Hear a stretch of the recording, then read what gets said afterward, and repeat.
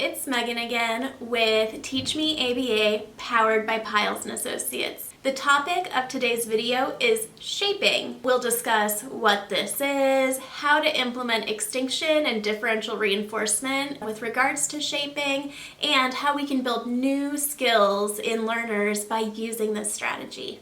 So, what is shaping? The definition of shaping is the use of differential reinforcement of successive approximations to a target behavior, which may just sound like word salad to you. So let's break that down a little more.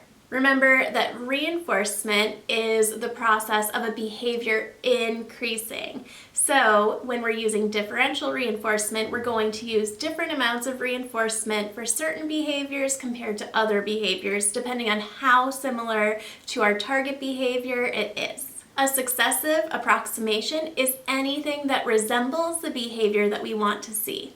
So, when we're differentially reinforcing successive approximations, it means that we're giving more reinforcement for things that look more like our target behavior, and we're putting other behaviors on extinction. The ultimate goal of shaping is to kind of mold a behavior that somewhat looks like the target behavior and reinforce the approximations until we get that end goal. When you start shaping, you're going to choose a behavior in the learner's repertoire that in some way, shape, or form resembles the target behavior. You'll start reinforcing this behavior so it becomes really strong in the individual's repertoire. Then you'll select a topography of behavior that looks a little more like the target behavior. So you'll start reinforcing this new topography and you'll put the old topography on extinction so that they no longer engage in that old behavior and they only do things that look closer to the target behavior.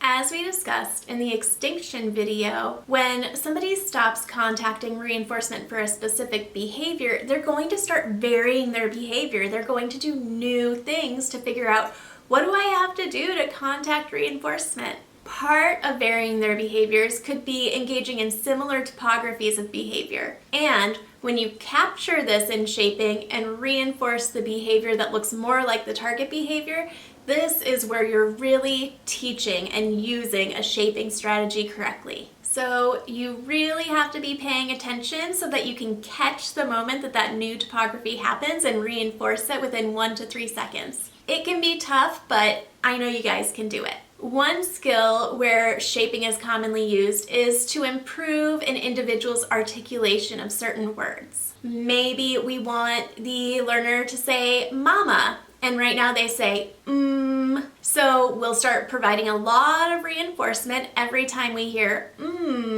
and then we'll put that on extinction. Once they start varying their behavior, we're going to try to capture them saying ma.